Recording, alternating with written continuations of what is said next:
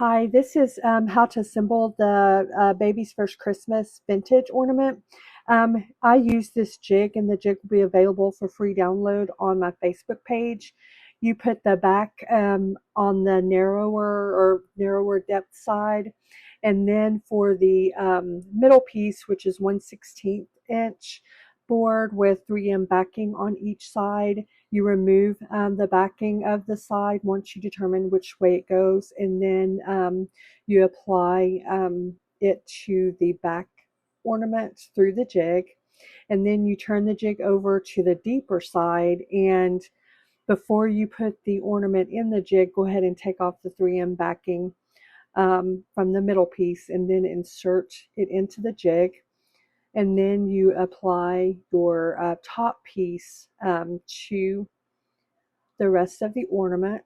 And once that is done, then you just pop the ornament out of the jig, and then you don't have to add any of these top pieces. It's totally up to you. I like to add them, and there will be an option with the bow and without the bow.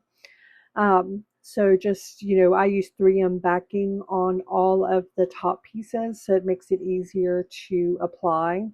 So I just applied the bow, and then I like to add, the little top ornament piece just to give it a little bit of character. And then once that's applied, I also like to add a frame around the photo. Again, you do not have to do this. I just choose to do it. And adding the 3M backing does make it very easy.